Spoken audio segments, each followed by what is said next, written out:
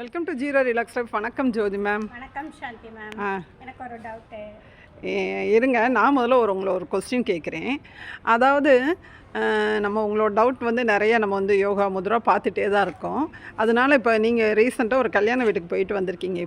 இப்போ உங்களுக்கு வந்து அங்கே கல்யாண வீட்டில் அப்போ நம்ம சின்ன பிள்ளைகளாக இருக்கப்போ பார்த்த ஒரு அந்த காலத்துக்கும் இந்த காலத்துக்கும் கல்யாணம் சம்மந்தமாக நான் கேட்கல. அப்போ உங்களுக்கு வந்து புரிகிற ஒரு மாற்றம் ஏதாச்சும் கண்டுபிடிச்சிருப்போம், நம்ம பார்த்துருப்போம்.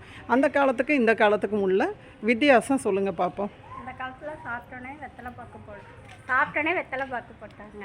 ஆமாம். இப்போ எல்லாரும் மாத்திரை போடுறாங்க. Very good. தப்பாக சொல்ல கரெக்டு. அதாவது பொதுவாக முந்தியெல்லாம் கல்யாண வீடு ஃபங்க்ஷன் எதுனாலும் சாப்பிட்டதும் தாம்பூலம் எடுத்து சாப்பிடுவாங்க, வெத்தலை பாக்கு சாப்பிடுவாங்க. அது நம்மளோட மரபும் கூட.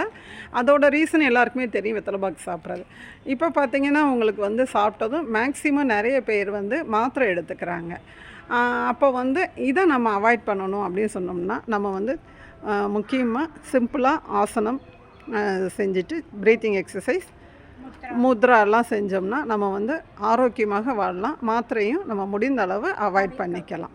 ஓகே, அதுக்கு தான் இந்த இது மேம் சொல்கிற மாதிரி நீங்களும் எங்கேயாச்சும் கல்யாண வீடோ எந்த ஒரு ஃபங்க்ஷன் போனாலும் வாட்ச் பண்ணிங்கன்னா உங்களுக்கு தெரியும். இப்போ நம்ம வந்து நினச்சி பார்த்துக்கலாம்.